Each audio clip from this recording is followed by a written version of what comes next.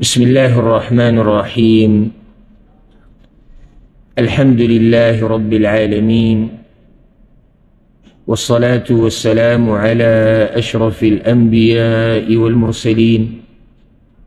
نبينا محمد وعلى آله وصحبه أجمعين. أما بعد، دا مؤمن بندا خيونا بيانيدو آغا خویونا چی داغی ذکر قرآن و حدیث کی راغلی دی، او دا مؤمن دا شان دی چی دے کوشش کئی چی ہر آغا خوی پزان کی راولی دا کمی مبارکی چی اللہ دا تویلی دی یا دا اللہ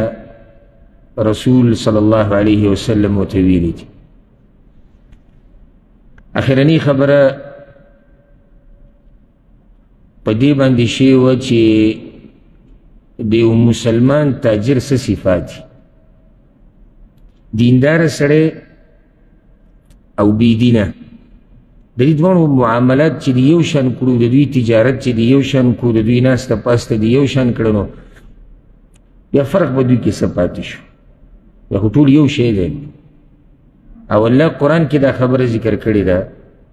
چی آیا منگ پریزگار دیسی اگنو لکه سنگ چی فاسقان فاجران دی نشی که دیو سڑے دیندار دی یو بیدینه دی. نن دیو دیر اهمی موضوع ببارکی و خبر کو، دیر اهمه دا معاشری او دا افرادو دا طور ورطا ضرورت دی چی دنیا کی جون تیره دیتا دی ضرورت دی، او چی زن تا مسلمان وی دیتا دی ضرورت دی. گورا دا دنیا چی اللہ رب العزت پیدا کردی دا نو دی خیسته کردی دا، و دا یو امتحان دی دنیا دا خیسته کرده. اس که اللہ دنیا دیسی پیدا کرده و چی دا خیسته نوی نو بیا دا دنیا با فتنه کی سوک نرا گیری دو، هر سڑی بتی بیزان ساتو. خو چی کرده دا دنیا اللہ رب العزت خیسته کرده دا و خوگه کرده دا نو دا یو امتحان دی چی دی که بیا دا ایمان پتا لگی چی را سڑی رشتینی دی و کده دروغ جند. اللہ رب العزت دا دنیا پر دیر سبانی خیسته کرده دا، یوی دا دنیا خیسته کرده دا پا بچو باند چی اللہ رب العزت یو کس لأولاد و بچی ورکی. اللہ رب العزت قرآن کوئی المال والبنون زینت الحیات الدنیا، مال و زامن دا دنیا خائسته پا دی سر دنیا خیسته کرده. در اللہ رب العزت رحم و کرم و نعمتم دے بچی اولاد دا اللہ دیر لوی نعمت. اس او سا خیال لئی چی اللہ دا بچی منگ لرا کڑی دا و بس قصہ ختم شو. نا تپوس دے قیامت پرس گور دا ہر چانا تپوس کی، اگر تپوس دا بچی نم دے، اگر تپوس دا آگا چانم دے چی رچا بچے دے. زمان دا دنیا دلتا منگ اللہ لو بولنیو پیدا کری، نه خوراکونو لو مزدورو لئی پیدا کریو، یرزو مزدوری کوم پیسی با گٹم آخر که اللہ دیو بخی مرشه. نا دا دنیا اصل کی تیاری دے دا آگزی پا کمزی کی چی بسوال کی دی دا پر دا دنیا تا. اگر که منگ الٹا کردے دا، که منگ الٹا کردے دا اگی سر حقیقت خونو الٹا کی، اخو منگ خبر الٹا کردے دا نستا اس خیال شو چی حقیقت الٹا شو. اس که تا سهر ما خام دنیا لزور ورکڑے دے نو دی دلاس خو منگ دا حقیقت نیشو بدلولی چی دنیا زید امتحان دے. ستا دلاس و توس منگ سوئی چی دنیا زید پیسو گٹلو دے صرف، او دا خیٹی ڈکولو دے، او دا تشولو دے، او دا بچو دے روڑو دے. نا دا خستا سوچ دے. نو سوال دے آخرت کی، او سوال دا بچو ببارکیم دے، او دا بچو دا مور پلار بارکیم دے. منگ گورے یو خبر تا ذکر کم، پا منگ کی او پا زناور او پا سارو کی فرق دے. که جون تیرولی نو اگویم تیرئی، که جون تیرولی زناوریم تیرئی، ولی نتیره اگوی جون. او کی دیشی دا بازو نیخه تیرئی، خب خیٹ مالی دی پارسا، او سڑے فقیر دے دلوگی نمری. که جون تیرول تاوی چی مقصد دے نو بیا خوی زناوریم تیرئی. فرق منگا وغوی کی دا دے چی منگ تا اللہ دا خبر خوری دے چی ستا مقصد دلتا اگر صرف جون تیرول ندی، بلکې تیارې کول دي د یو سوال دپاره چې هغه په آخرت کې کېږي، په قبر کې کېږي، برزخ کې کېږي. ځکه موږ د خپله مرضي نشو کولی. او دا بعض چې دا چغه وایي که نه چې انسان الله رب العزت آزاد پیدا کړی دی، دا خبره صحیح هم کېدی شي، دا غلط هم کېدی شي. نو تفصیل وکړه څنګه آزاد پیدا کړی دی. که دې دا وایي چې آزاد یې پیدا کړی دی د بل چا د بندګۍ نه، نو دا خبره خو صحیح ده. صرف په د الله بندګي کې د بل چا به نه کوي. خو دغه نقطه پکې څه ووایم چې ډېر خلک دغې ته سوچ وکړي. اکثر یې په دې نیت وي چې انسان آزاد دی په خپل رای کې، په خپل کار کې او په هر څه کې. نه، دا ته چا ویلي چې الله انسان په دې اعتبار سره آزاد پیدا کړی؟ ته کلمه بیا ولې وایې چې ته آزاد یې؟ ته ایاک نعبد و ایاک نستعین ولې وایې چې ته آزاد یې؟ ته ولې وایې زه پیغمبر باندې ایمان دی چې ته آزاد یې؟ بیا څه ضرورت دی پیغمبر ته، څه ضرورت دی په الله باندې ایمان ته؟ خو خپله مرضي کوه. زمونږ ژوند هغې کې که ازادي ده، هغه هم د شریعت په حدودو کې دننه ده، محدود ازادي. داسې ازادي نشته چې زړه کې د څه راځي او څه ټیم راځي به کوئ. نه، دا ازادي د زناورو سره ده، او دا ازادي د هغه چا سره ده چې څوک نه رب مني او نه ایمان مني او نه اسلام مني او نه پیغمبر مني. هغوی چې هر څه وکړو، لیکن چې هغوی زړه کې دا خبره شته نه چې زموږ نه به تپوس کېږي. مونږ خو نه زموږ نه تپوس کېږي، بل مونږ دا وایو مونږ بندګان یو. او چې کله دې ځان ته بنده ووایي که نه، نو بنده هغه څه کوي چې څه ورته سردار او مشر وایي، سید ورته وایي. ته څنګه بنده یې چې خپله مرضي کوي؟ نو خبره مې دې پورې کوله چې خبره یوازې دا نه دی چې بچي دي او بس مزي دي او چرچي دي او واده دی او شهوت دی او پیسې دي او پیسې ډېرې شو او بنګله کته شو او ګاډی بره شو، یوازې دا کیسې دي. او که دا وی بیا خو مزې دي، بیا خو موږ ښه زور لګولی وی او بس مړه شوی به قصه به ختمه شوې. خبره ډېره غټه ده، هغه ده چې تپوس به کېږي د دې نعمتونو، او یو نعمت په هغې کې هغه بچي دي. اوس دا بچې زما دپاره هم امتحان دی، ستا دپاره هم امتحان دی. امتحان څنګه دی چې ته شکر وباسې او که نه، ته صبر کې که نه. ځکه چې کله د بچو په باره کې صبر ته ضرورت راځي، او کله د بچو په باره کې به شکر ادا کړي.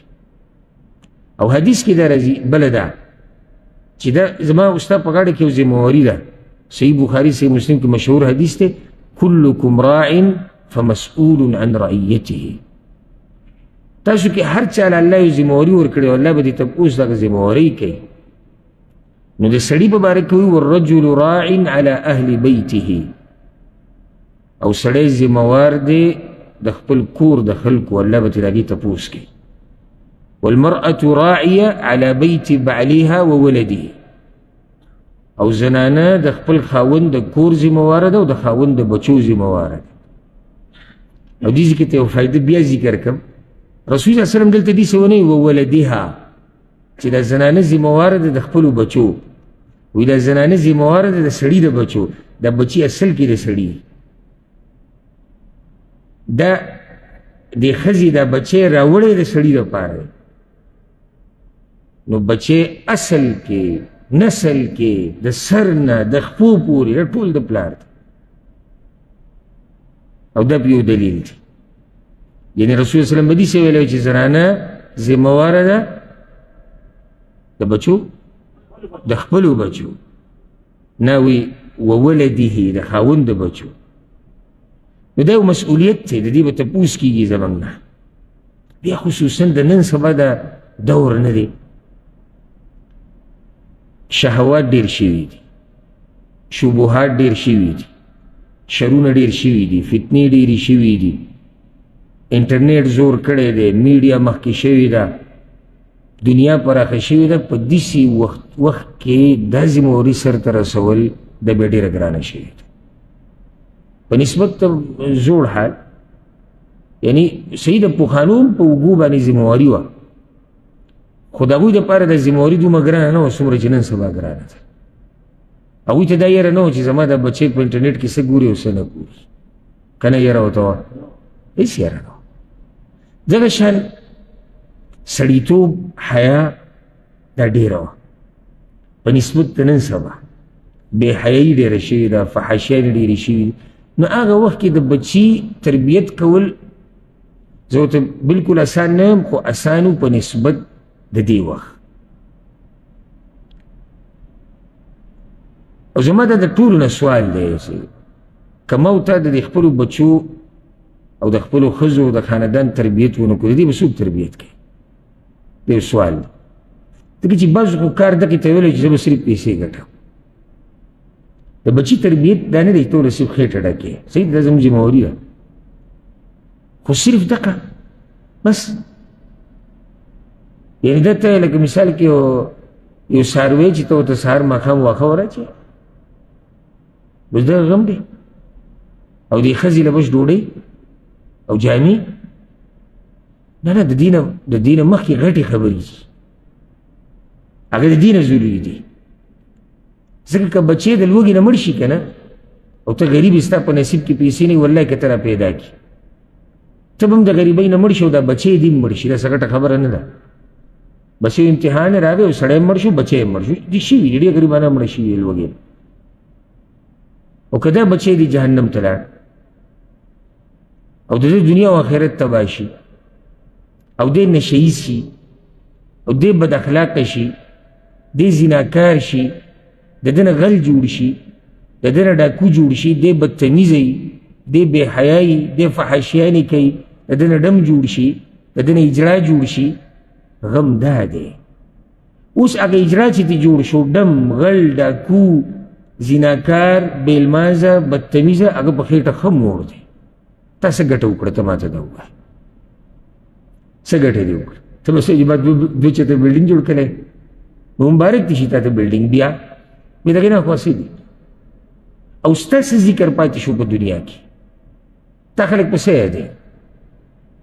ځکه چې د څه د لاسه چې ستا ذکر پاتې کېدو د هغې خو دا حال شو. نو خبره یوازې دا نه دی چې ما ورته صرف مزدورولو زور ورکړو، د هغې سره نور هم ډېرې اهمې خبرې دي. سوال زما دا دی که موږ یې تربیت نه کوو نو څوک یې کوي؟ چا ته یې پرېږدو؟ ستا څه خیال دی چې د لارو کوڅو کې چې را کوم نشه ییز ګرځي دوی ته یې پرېږدو چې په نشو یې راوړی؟ یا دې ټیک ټاکرانو ته یې پرېږدو چې ټیک ټاک یې جوړوي، یوټیوب یې جوړوي، سونډي مونډي اړې راړی، هغو ته یې پرېږدو؟ یا حرام خورو ته یې پرېږدو چې په حرامو یې راواړی، غلو ته یې پرېږدو چې په غلا یې راواړی، فحاشو ته یې پرېږدو، زناکارو ته چې د هغوی سره دې ګرځي را ګرځي، زناګانې دې کوي، هغو به له تربیت وکړي. دا زما او ستا ذمهواري ده. که ما ورته یې نه کوو که نه، نن سبا د اخلاص هم ډېر کمی دی د خیرخواهۍ. مخکې به داسې وه، اګر که زه نه یم چې بلکل موږ ناامیده یو، الحمدلله اوس هم شته ښه خلک، خو څومره چې ګوره دا زمانه روانه ده او قیامت نږدې کېږي، نو شر او فساد ډېرېږي په قول د رسول صلی الله علیه وسلم، او موږ یې نو. مخکې داسې و که چېرته یو هلک به چا په غلطه ولیدو نو ټولو به وله پلار تالو وي، وبه یې وبه یې ټکو، وبه یې رټو. نن سبا ډېر لږ به داسې تا ته میلاو شي چې هغه تا ته دا ووایي چې ستا دا بچی په غلطه دی، یا په ده نظر ساته، یا د غوږ نه یې ونیسي او تاله یې کور ته راولي. اوس که دی د کور نه ووتو، بهر نشه ییز هم شتي، ډم هم شتي، زناکار هم شتي، سودخور هم شتي، هر قسمه سړی دته میلاویږي چې د هغه دروازې دته کولاوتي. نو ستا څه خیال دی چې پرېږدو نو چې هغوی ولې تربیت کوي؟ لور پرېږدو چې بس څنګه دا ژوند تېرې تربیت یې کېږي، او زه خو نو نور څه وکړمه وایي، غوسه هم شي وایي نور څه وکړم، مزدوري خو کوم. ته بیا هغه خبرې له راغلې، صرف خبره د رزق نه ده، صحیح ده، دا زموږ ذمهواري دې سره به نورې ذمهوریانې هم سرته رسوي. یو بله خبره به ذکر کړم دې نه مخکې چې اصل موضوع ته رانوځو. بعض خلک دا وایي، ما د ډېرو نه اورېدلی، وایي زه نشم کولی، بس اوس لوی شوي دي، لوی شوي دي او بدتمیزه دي، او پته نه لګي په ما به ګزار وکړي یا به کنځلې وکړي. دې کې خو زه د سره اتفاق کوم چې داسې بچي شتي چې به پلار ګزار کوي، او داسې هم شتي چې پلار ته کنځلې کوي. مور وایي شتي، موږ لیدلي دي او تاسو به ته هم خبر یې. دا سره تعجب خبره نه ده که زه نن سبا د حالاتو ته وګورم د دې سړي سره به د ده د عذر څه وخته پورې ومنو اگر که دا عذر پالتو دی خو بیا زه دې ته دا وایم چې څوک ماته دا عذر بیانوي چې د دې څه وجه ده چې ستا بچی ته تیریږي چې په تا به ګزار وکړي یا به تا ته کنځلي وکړي هغه وجه یې دا ده چې تا خپل هیبت او خپل مقام د اول نه کمزوری کړی دی تا دوی پرېښودي دي چې دوی څه کوي دي نن ته تیریږي که تا د اولې ورځې نه دوی ته سړیتوب ښوولی وی که نه او تا وخت په وخت د دوی تپوس کړی وی او ته د الله نه یېرېدلی وی او دوی ته د الله ښوولی وی او دوی ته د دین ښوولی وی دوی ته د تعلیم ورکړی وی دوی ته د ادب ښوولی وی نن به ته نه یېرېدې داسې نیکعمل اولاد هم شته چې د هغه عمر 40-50 کاله دی او د پلار په مخکې د اوسه پورې خبرې په زوره نشي کولی پلار یې بوډا په کټ کې پروت دی او د دا په مخکې بیا هم خبرې نشي کولی او دی یریږي د هغه هلک نه چې د هغه عمر 15-14 کاله دی خبرې به سپینې کوو زه یې داسې تاو راتاوي کړو نو فایده نه کوي دی یریږي د هغه هلک نه چې د هغه عمر 15-14 کاله دی نو یو سوال خو ځان نه موږه کنې چې آخر څه وجه ده ولې ته یریږې د نه ولې دې مرتبې ته رسېدلی دی دې مرتبې ته رسېدو کې لازم یا ستا لاس دی یا د مور لاس دی تربیت کې څه کمی راغلی دی که نه یې راغلی راغلی دی اوس کېدی شي داسې هم کېږي دا یو امتحان دی چې مور پلار ښه کوشش کړی ښه تربیت یې کړی په نصیب کې هدایت نه خو دا لګي دا راته دا لګي نور اکثر چې د ماشوم ولیدو چې بدتمیزه دی په مور پلار ګزار کوي د ده په تربیت کې د مور پلار لاس دی او وګوره د ده تاریخ ته دنه بل تپوس دا وکړه د دنه بل تپوس دا وکړه و ته د مور پلار سره څنګه کوې دا کله داسې هم کېږي یاره زه من خو ګزارونه کړي دي خو لکه دارې چې هغه ځان له وخو نو بیا خو چې څه کرې هغه به ریبي او څه چې کیې هغه به درسره کېږي نو بیا د ده ګزار ته هم صبر کوه کله داسې هم کېږي چې سړی کوشش ښه پوره وکړي د بچي د تربیت کولو خو د مور پلار بې ادبي کړې ده هغه ته الله وباسي سره د تربیته د ده بچي له ده بې ادبي کوي نو د یو څو حالاته کېدی شي خو موږ خبره د هغې یو کوو چې چا کمی کړی دی د بچي په تربیت کې نو نن وایي زه ورته څه نشم ویلی نو موږ ورته وایو خفه کېږم او موږ ګیله کوو د بچي نه دا بچی چې دیزې ته رارسېدلی دی کې ستا لاس دی او دا بچی چې بدتمیزه شوی دی دی کې ستا یا ستا د ښځې لاس دی مه بېغمه ما په دې خوشحالېږه چې یاره زما په کیسه نه نه نه دا نه منلو خبره ده غزالي صاحب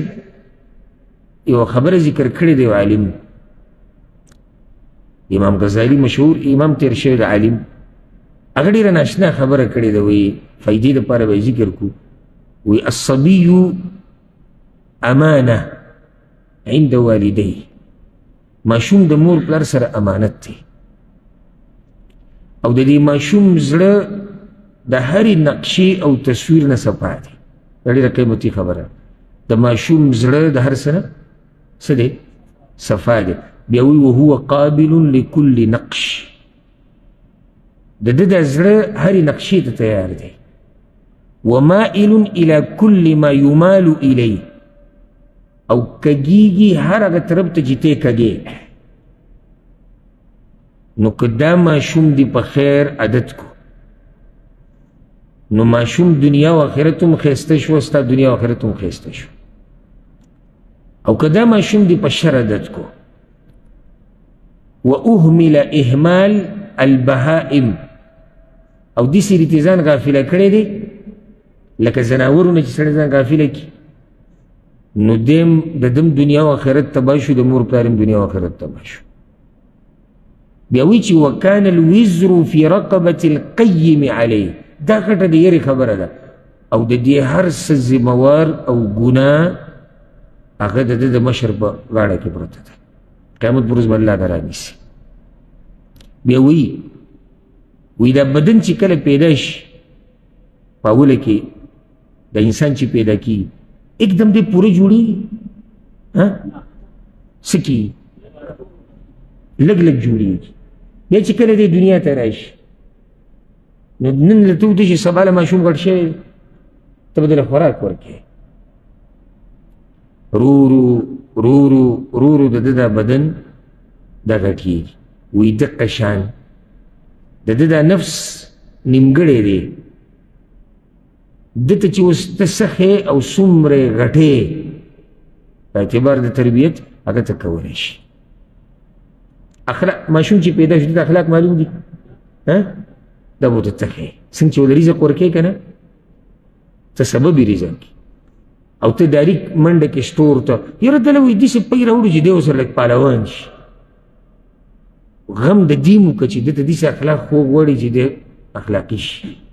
د داسې علم خوږ غواړي چې د ده نه دینداره سړی جوړ شي ده له داسې تربیت ورکول غواړي چې ده کې سړیتوب وي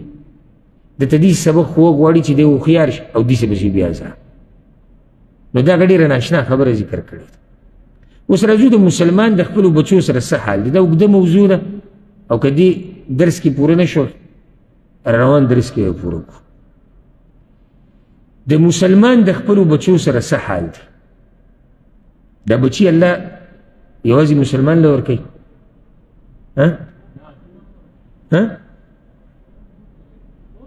لږ غلی شوي دي داسې شک یې ټول له ورکوي کافرانو له بل څوک ورکوي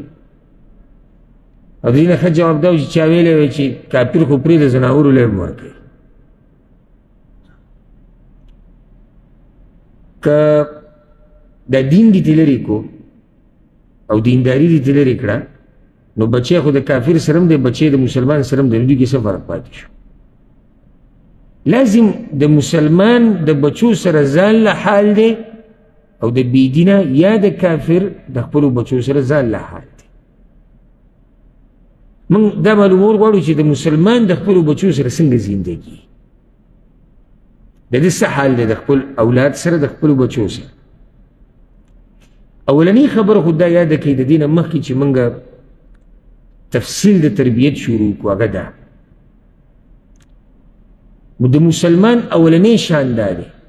ما تیر شوي درس کې د مسلمان تاجر صفات ذکر کړي که نه اولنی صفت ما د تاجر څه ذکر کړو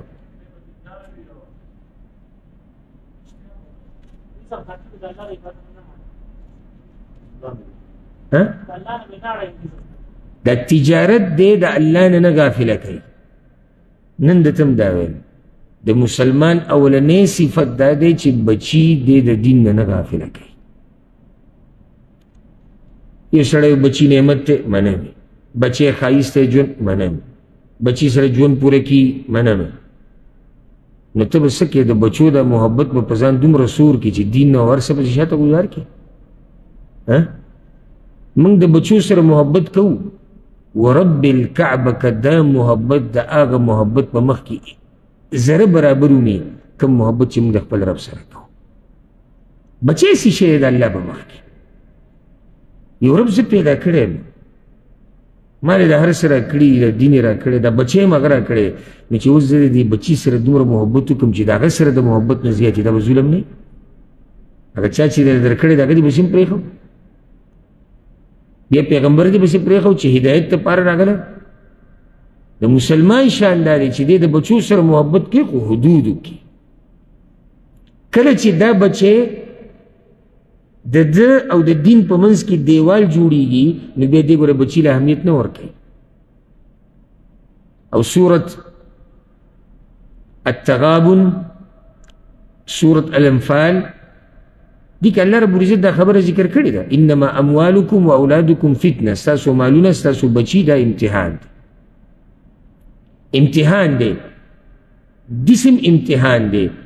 چې ستا د ایمان پکې پته ولګي چې ته دوی له ډېره ترجیح ورکوې که نه د الله دین له ډېره ترجیح ورکوې سورت التغابن کې الله دا هم وایي ستاسو بعض بچي او بعض ښځې هغه ستاسو دشمنان دي ان من ازواجکم و اولادکم عدوا لکم ستاسو په دې بیبیانو کې بعض ټولې نه دي ویلي او بچي بعض دشمنان څنګه دشمنان دي چې د دې پلار د مور جهنم ته راتلو ذریعه هم دغه بچي وګرځي دا دشمنان شو که نو د مسلمان اولنی شان څه دی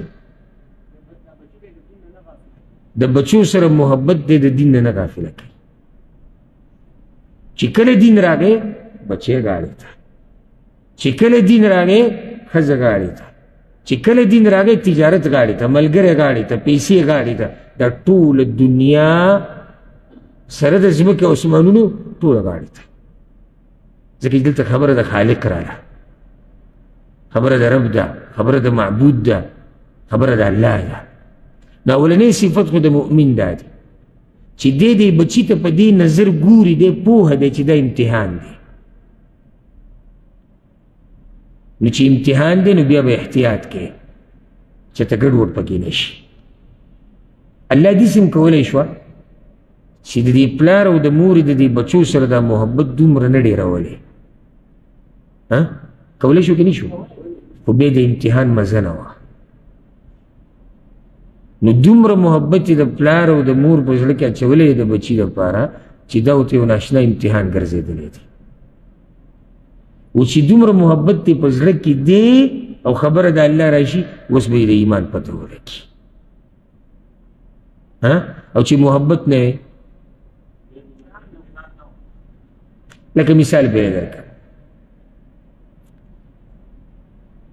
یو سړي ته بچې د یو ناروا کار په باره کې وایي چې ماله دا وکړه ماله دغه وکړه هغه د شریعت خلاف دی هله به دی ده ته نره خبره وکړي که نه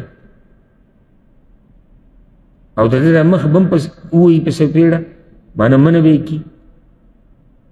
دته به قهر وشي چې کله د ده په زړه کې محبت د الله سره د دې محبت نه ډېري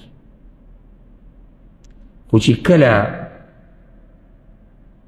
د الله محبت ته ونه کتو نو بیا په امتحان کې فیل کېږي او ناکامه کېږي ځکه چې د بچي محبت پې زورور شو ګوره پردی ماشوم دی پردی دا زما ستا دپاره امتحان ګرځي ولې بارک الله فیک د هغه سره زما دومره محبت نشته څومره محبت چې زما د خپل بچي سره د الله امتحانونه ډېر ناشنا وي او وګوره دې پیسو ته دې دنیا ته دې سره زموږ څومره محبت پیدا کړی بې د امتحان ګرځولې دغه شان دا ښځې شهوات ټول امتحان نو اول خو دا یاده که چې دا بچي امتحان دی اول او آخر دې ته مه خوشحالېږه چې کور کې شور شګرب ډېر دی سرونه ډېري یو نیم دې ته خوشحاله یاره زما خو لس بچي دي لس بچي دا ستا دپاره امتحان دی او که یو دی هغه هم امتحان دی که شل دی هغه هم امتحان نو دې ته پکې سوچ کوه د بچو په تربیت کې د مسلمان یا د بچو په باب کې د مسلمان دویم صفت دا دی او د دې نه ډېر مسلمانان غافله دي خصوصا پښتانه هغه دا چې د بچي دپاره د الله نه دعاګانې وغوښته زه یقین سره وایم یقین سره چې دې باب کې پښتانه انتهایی کمزوري دي لکه چې تاسو دې حدیث ته غوږ کښېږدئ امام ابو داود راوړی دی رسول صلی الله علیه وسلم وی 3 دعوات مستجابات لا شک فیهن 3 دعاګانې قبول کړې شوي دي په دې کې شک نشته 3 دعاګانې قبول کړې شوي دي په دې کې شک نشته دا د رسول صلی الله علیه وسلم خبره دعوة الوالد د پلار دعا د بچی لپاره د مسافر دعا د مظلوم دعا ځکه امام مجاهد رحمه الله بوي وی دعوة الوالد لا تحجب دون الله عز وجل د پلار د مور دعا د دې او د الله په منځ کې پرده نشته اولنی کار د تربیت په دې پوړو کې هغه دا پکار دی چې د بچي دپاره دعا ډېره وغوښتی شي. موږ سره ګډ غم دی، دا صحیح غمونه دي، دې باره کې زه خبره کوم. چېرې دا بچی زما دیندار وي، دا بچی زما تعلیم یافته وي، دا بچی نیک عمله وي، دا بچی د سړیتوب خاوند، دا د هر مور پلار غم دی چې مور پلار یې هوښیاران او دیندار وي. خو ته د یو غټ طرف نه غافل یې، او هغه دا کوم رب چې دا طاقت ورکولی شي، دا توفیق ورکولی شي، هغه ته دې نه دي ویلي. یعنې زه دا غواړم که چې زما بچی مونځګزار وي، کوم رب چې زما د بچي زړه دې مانځه ته راړولی شي، هغه ته مې نه دي ویلي. زه دا غواړم چې زما بچی الله ته غټ عالم جوړ کړي. کوشش به خپل کوم، اوس یو سړی دې ځای نه غافل دی، کوم رب چې د ده سینه علم ته پراخه کولی شي او د علم نه ډکولی شي، هغه ته یې نه. دا څومره عجیبه ده که نه ده عجیبه؟ عجیبه ده. او که موږ د انبیاو علیهم السلام سیرت ته وګورو که نه، نو ډېر مثالونه پرې میلاویږي، ډېر مثالونه، یو نه ډېر. ابراهیم علیه السلام باره کې راځي، هغه به یو دعا دا غوښته، وجنبني وبني ان نعبد الاصنام، یا الله ما او زما بچي د بوتانو د بندګۍ نه لرې ساته. بچو دپاره سړی داسې دعا غواړي. او دا ابراهیم علیه السلام د ټولو دپاره نمونه او قدوه. ها په بل ځای کې الله څه وایي؟ ابراهیم علیه السلام یو دعا غوښتې ده او الله یې را نقل کوي، رب اجعلني مقيم الصلاة ومن ذريتي، یا الله ما د منځه پابند وګرځوه او زما بچي. دې ته وایي اگر رب ته ویل چې د کوم رب په لاس کې دا ټول زړونه دي، د کوم رب په ګوتو کې چې دا زړونه دي، یا الله ما د منځه پابند وګرځوه زما بچي وه. یو روایت کې داسې راځي چې رسول الله وسلم به دا دعا غوښته، اللهم بارک لنا فی اسماعنا وابصارنا وقلوبنا وازواجنا وذریاتنا، یا الله زمونږ په غوږونو کې برکت واچوه، زمونږ په سترګو کې برکت واچوه، زمونږ په زړونو کې برکت واچوه، زمونږ په بیبیانو کې برکت واچوه، زمونږ په بچو کې برکت واچوه. او حسن او حسین رضی الله عنهما باندې به دم نه. صحیح بخاری کې هغه روایت چې اعوذ بکلمات الله التامه من كل شیطان وهامه ومن كل عین لامه، دا به په هغوی وي. او بیا به وي ان اباکما کان یعوذ بها اسماعیل و اسحاق علیهم السلام، ستاسو پلار ابراهیم علیه السلام هغه به د خپلو بچو دپاره دغه طریقه کوله، اسماعیل او اسحاق دپاره. معنی چې یوازې زموږ د رسول وسلم طریقه نه ده، پخوانو پیغمبرانو دا طریقه ده، د بچو دپاره سړی الله ته فریاد کړي. او دې کې یو عجیبه واقعه دا ده، الله اکبر، ډېر عجیبه ده. فضیل ابن عیاض رحمه الله دا ډېر دینداره سړی تیر شوی دی، لوی عالم او امام تیر شوی دی. د دې نه اشنا قصه دا ده، د دې زوی نوم علي و، علي فضیل ابن عیاض زوی علي دی. او د ډېر کوشش کو چې دله دینی تربیت ورکړي، خو نه کېده. ما تاسو ته چې د امتحان ډېرې طریقې دي. یو امتحان دی د الله له طرف نه چې سړی خپل کوشش کوي خو بیا هم نه کېږي، دا هم امتحان دی. لکه یو سړی د مور پلار سره ښه دی خو مور پلار یې بد اخلاقه دي، امتحان دی. نو دا په کله سړي ته په امتحان کې امتحان جوړ شي. اوس یو سړی پوره کوشش کوي چې زما دا بچی دی ښه سړی نیک وای، امتحان دی چې هدایت د هغه په نصیب کې نه. نو اوس دلته د دې پلار او د مور د صبر امتحان دی چې دوی څه کوي. هغه دعا وغوښته د فضیل بن عیاض، د دعا ته غوږ کېږدي، څه ناشنا دعا وغوښته، الله ته یې وژړل، وی اللهم انی اجتهدت ان اؤدب علیا، یا الله ما ډېر کوشش وکړو چې دې علي له ادب ورکړم او ادب ورته وښیم.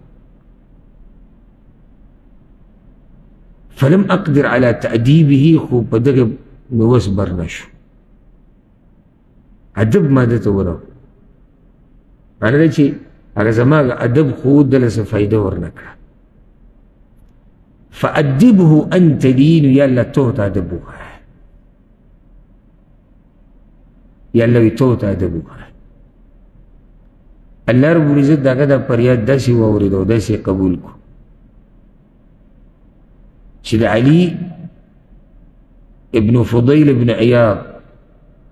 رحمه الله بارک راځي هغه دومره دیندار و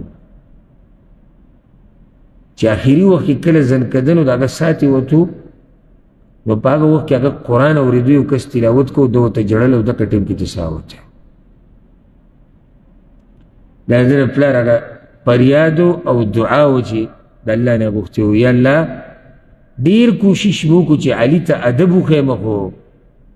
ونه شو نو یا الله ته ورته ادب وښیه لکه الله ته هم سړی فریاد وکړي که الله ته سړی ووایي نه نه وایي څنګه تا خوا شوي دا یو ویله ستوڼې رابري تا وایي څنګه یې نه ویلي قیامته پورې زور نه چلېږي مړه ځان نه یې څه کمقل سړی جوړ کړی سبا له به دی لوی شي یو ګزار به له درکړي ته ورته به یې څه ویلی شي دا ډوکې به کمزوري کېږي نه زموږ دا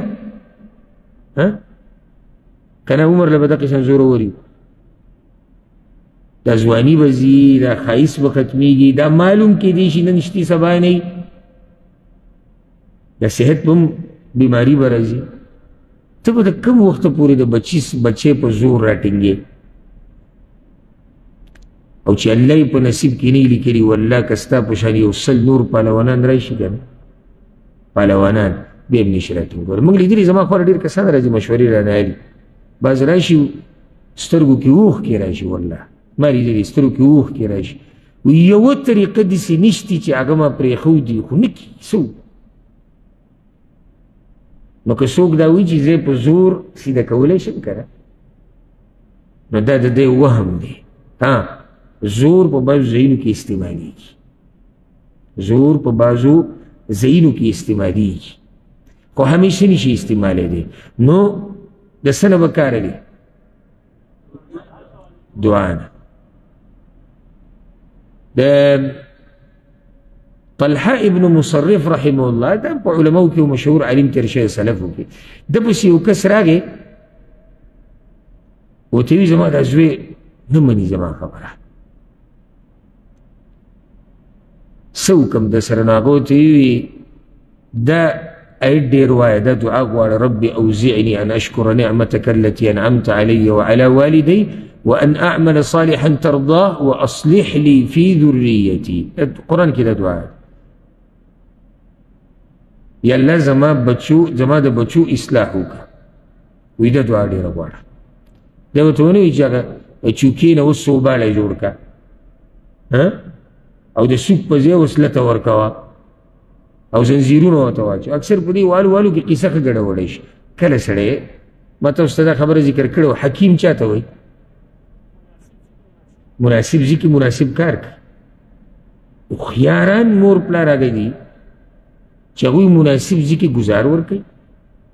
مناسب ځای کې خاندي مناسب ځای کې نرمه او پسته خبره کوي مناسب ځای کې صرف بچي ته بد وګوري مناسب ځای کې صرف ورته خبره واورئ د هر ځای خپل کار دی او خپله خبره ده اوس ډک مجلس کې خلک ناست دي ډېر شی لوی سړی دی 15 شپاړسو 18 کالو یا 12 دیارلسو هم لوی سړی دی وړوکی خو نه دی او سره ټولو په مخ کې دته کنځلې او بد ورته ستا داسې او ته تره دې خوا شو تا سره دا دا ترې کوم ځای تربیت کوي دا کار د دې ځای نه و که نه و د دې ځای نه او زموږ ډېر خلک یې کوي او د دې د لاسه ډېر بچي چې دی هغه تباه شوي د دې د لاسه د پلار سره یو قسمه دشمني په زړه کې پیدا شي دویمه خبره الله اکبر دویمه ډېره درېیمه خبره درېیمه د دې تېر شوي نه په اهمیت کې کمه نه ده او دې ته خو د ډېرو خلکو سوچ نشته کیدی شي د بعضو د دعا ته سوچي خو دې ته خو بیا د ډېرو لږو خلکو به سوچي ډېر معمولي هغه ده چې موت ته ځان برابر کو دینداره کو زموږ بچي به دینداره شي یعنی پلار لګیا دی شیشې ته ولاړ دی او کره کره کره کره څه کوي حجامت کوي او بچي ته څه وایي سوچه ګیره به پرېږدي ګورې مزېداره ګیره به پرېږدي پلار پنسې په ځان پسې راکاږي بچي ته وایي پنسې ګوره بره ساته حرام دي پلار وده پروت دی منزله نه ځي بچي ته وایي چې بانګ او ته جومات کې او که ورځې ته وایي چې ته ولې تا ته ماف دی پلار دروغ وایي د دې بچو په مخ کې که سپا دروغ وایي بلکې ووایم د بچو په مخ کې چې بیا پلانې راغلی او ما ورته داسې وایي دا اوس دته ډېره وړه خبره ښکاري چې بس لکه سیلۍ وتېره شوه نه داسې سیلۍ تېرېده نه ستا دې خبرې ډېر بد اثر پرېښوده شاته بچو ته پته ولګېږي چې پلار زموږ دروغجن دی نو چې دروغجن دی دی ورته بیا سترګې راوباسي وي همیشه به رښتیا وې همیشه به څه کې ده په خپله قسمونه خوړلي چې د پلاني سره مې وران او د هغه سره مې وران او د هغه ښځه داسې او د هغه مور داسې او د هغه خاندان داسې او هغه پلانې داسې او بیا بچو ته وایي ګوره د خپلوانو ګوره خیال ساتئ ښه هر چا سره راشه درشه نو هغوی تا ته نه ګوري که نه ړانده دي تربیت په دوه قسمه دا فایده یې ده کې یو تربیت په وینا دا ډېر خلک کوي دې ته توجه ده ته بچي ته ووایه کوه مه کوه دویم غلی تربیت دی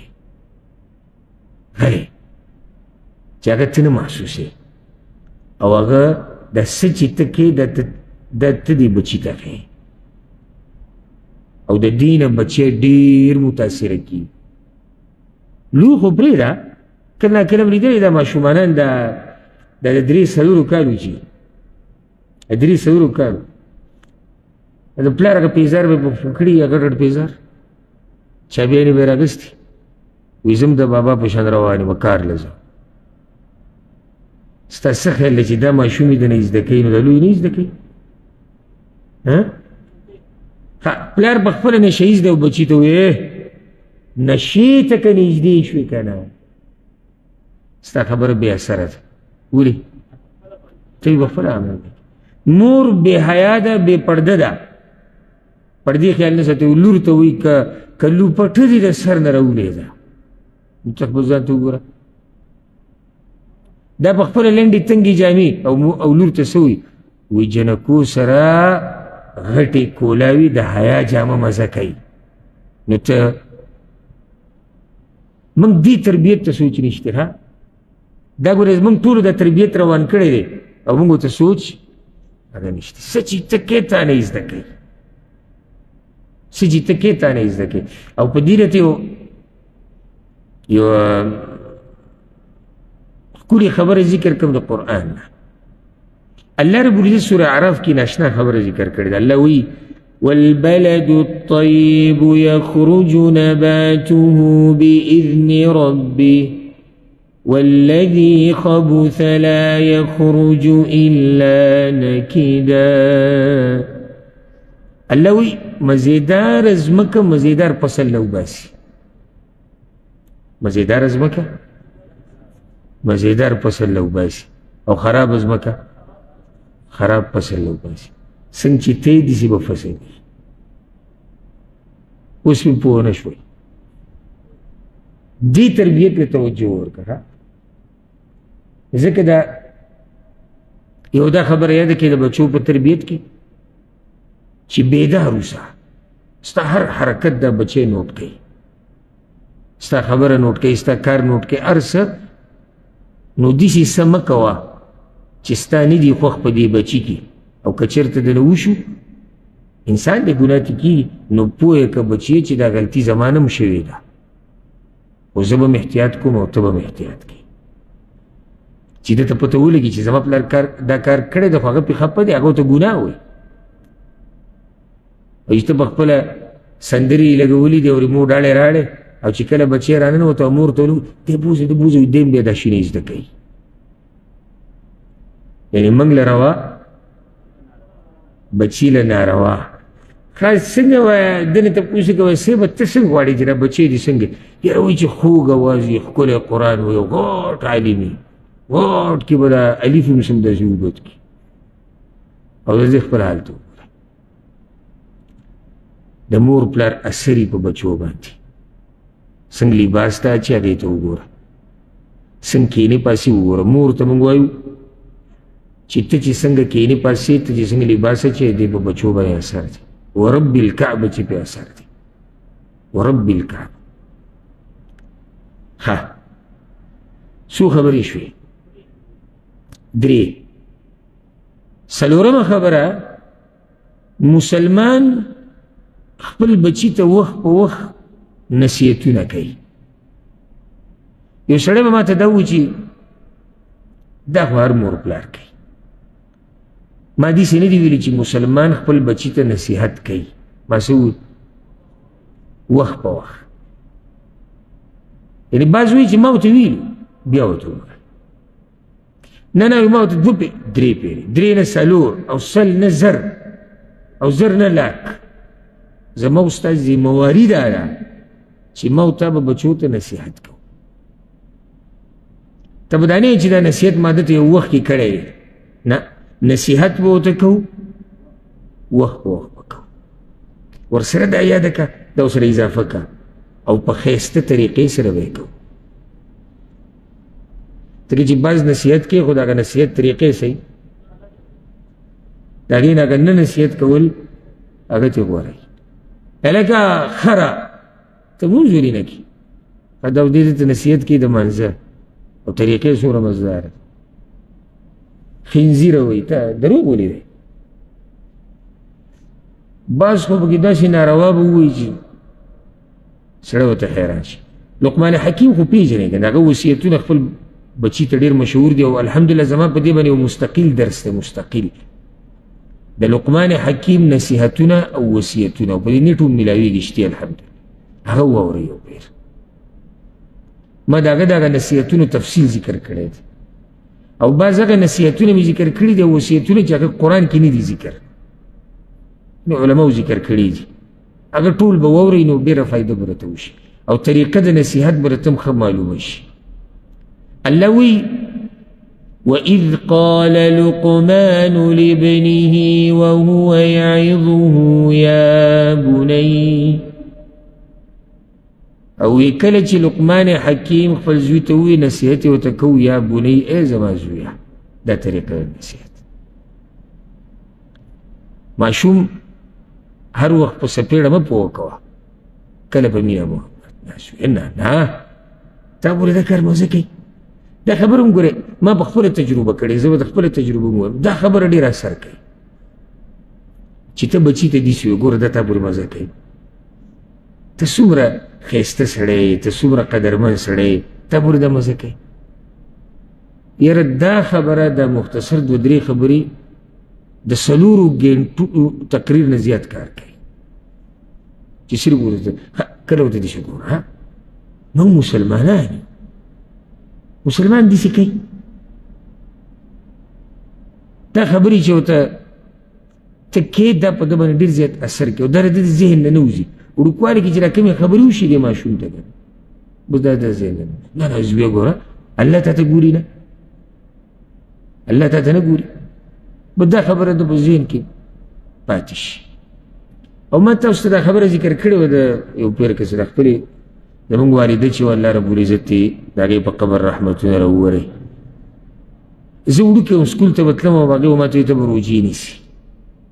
چا به روجې نه نیوي او اکثر پنجابیان خو هغه بوډاګان اکثر روجې نه نیسي نو دا ماشومان روجې پېژني نه او چې چا به نیوي هم کوم داسې دینداره کورنۍ به و نو هغه به داسې د په چوټۍ په ورځ به یې روجې نیوه ما ته زما مور وویل نه ته به روجې ټولې نیسي نو ګرانه به وه ما ته هغې ته به روجې نیسي یو خبر هغې ما ته دا کړې وه یو ورځ زه کور نه وتم سهار ما ته وی که هلته دې څه وخوړو زه خو دې نه وینم خو ګوره الله دې ویني او زه درته قسم په دې خبره وخورم چې زما څو پیرې هلته اراده وشو چې یاره ځان لسې شی راله خورم دا واړی خوري خو د موره خبره ومخې ته راله که زه دې نیم الله خو دې نه که دا بس خبرې دا په دې زړه کې د مرګه پورې پاتې شي په ښایسته طریقې سره بچي ته نصیحت کوو چې نه هېرېږي تی تا ور دومره زورور کړس ورکړو چې غوږ یې کړنګ کوي د دې نه بعد بیا نصیحت ستا دا دی خره او د خوا او خوا او دا دته سیاد پاتې شو خو تا دومره غوبل جوړ کړو چې هر څه دې ګډوډ کړو زه دا نیم دا موضوع را روان درس کې زه بیانوم چې د بچي وهلوم شتي په هر وخت خو دا مزه نه کوي که نه کله ځان ته داسې رانږدې کړه یو دا طریقه هم ډېره فایدهمنه ده یاد یې کوي کله سړی بچی ځان ته رانږدې کړي ته مړه دې خو راشه ته څه غلط کارونه کوي ده ته پته ولګي چې یاره دا پلار ما ته څومره په مینه ووایي زه یې ځان ته رانږدې کړه نو دا طریقې موږ د انبیاو نه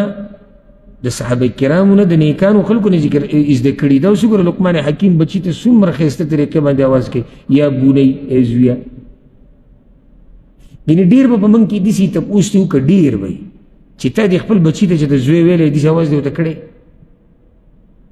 نو هغه به تا ته وایي چې نه به یې داسې لکه زوی ته چې اواز کوي داسې ورته نه وایي چې زویه ولې یا خو دې په دې مسله نه دی پوه او یا بعض وایي دې سره سړی لږ کمزوری ښکاري موږ جي وایي لږ زاګه باګه یو نو بیا چې دا بچی کله زیږ بیږ شي که نه نو بیا دې په یو پسې ګرځي او بل پسې ګرځي یاره دا سره به څه کوو دا سره به څه کوو موږ که زاګه باګه هم یو خو هر ځای کې سړی زیږ بیږ نه وي بچي نه دوست جوړ کړه دا د مسلمان شان دی د بچي نه څه جوړ کړه دوست جوړ کړه ما یو ورځ کور کې خپلو کورمې ته مې دا خبره وکړه دې وړو ته کارېدو ډېر زموږ دې زامنو ته نو ما ورته یو خبره وکړه هغوی ته ما پوه کړو ما ګوره تربیت د بچو به ډېر په حکمت کوئ وجه دا دی چې دا هلکان دي او که دا الله دې نه کړي په ګډه وډه روان شو که نو سبا له دوی راټینګول ډېر ګران دي د الله توفیق نه بغیر نشي کېدی هر وخت به دوی سره غصې معامله نه کوئ د دوی نه داسې دوستان جوړ کړئ چې دوی لرې لاړ شي او ذهن کې وي چې یاره زما پلار او زما مور چې زه به کله د دې پلار سره بیا میلاوېږم سشتي یعنې چې ته ورته ووایې ملګرو سره لاړ شه د ده د ملګرو سره تګ نه دی خوښ او د پلار سره ناسته خوښه ځکه چې دې ملګرو له ولې لاړ شي او د پلار یې ملګری دی پلار یې ملګری دی او داسې ملګری دی چې ورسره کله ګپ شپ هم لګوي کله ورته سبق ښیي کله ورته تربیت ښیي کله یې په چکر وباسي کله یې کاروبار له ځان سره وباسي کله یې بیټک ته بوځي کله یې جرګې له ځان سره بوځي نو د بچو نه څه جوړ کوي ملګري ته جوړ کوي په دې نظر ورته یوازې مه ګوره چې بس دا زما بچی دی او دی کشر دی او زه مشر یم یعنې داسې وخت په ما ورته را روان دی چې موږ به کمزوري کیږو نو بیا به ورسره څه کوې